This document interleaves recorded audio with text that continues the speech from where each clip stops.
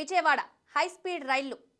సాధారణంగా హైదరాబాద్ నుంచి విజయవాడకు ట్రైన్లో పట్టే సమయం కాస్త అటు ఇటుగా 4:30 గంటల నుంచి 5:30 గంటల మధ్యలో ఉంటుందని అంటున్నారు. అలాంటి ట్రైన్ జర్నీ ఒక గంటలో అయిపోతే ఎలా ఉంటుంది? త్వరలోనే ఆ అవకాశం కూడా ఉందని, ఆ దిశగా పనులు మొదలయ్యాయని రైల్వే మంత్రి అశ్విని వైష్ణవ్ ఆసక్తికర విషయాలు వెల్లడించారు. అవును, దేశంలో త్వరలో హై స్పీడ్ రైళ్లు రాబోతున్నాయి.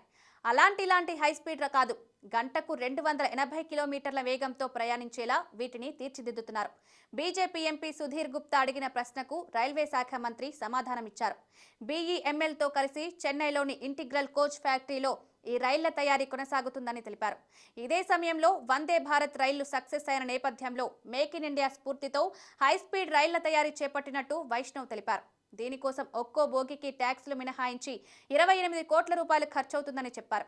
ఇతర బోగీలతో పోలిస్తే ఈ ఖర్చు ఎక్కువగా పేర్కొన్నారు. అదేవిధంగా గంటకు సుమారు 280 కిలోమీటర్ల వేగంతో ప్రయాణించే ఈ రైళ్ల సెట్ల తయారీ సంక్లిష్టమని, సాంకేతిక అంశాలు ఇందులో ముడిపడి ఉంటాయని చెప్పిన రైల్వే మంత్రి, సాధారణ రైళ్లతో పోలిస్తే వీటి ఏరోడైనమిక్ భిన్నంగా ఉంటాయని చెప్పారు. గాలి చొచ్చుకోవడానికి వీలు లేకుండా వీటి బాడీ ఉంటుందని తెలిపారు.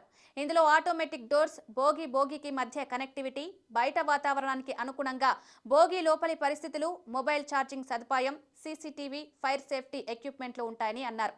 అయితే వీటిలో మొత్తం అన్ని చైర్ కార్సే ఉంటాయని తెలిపారు.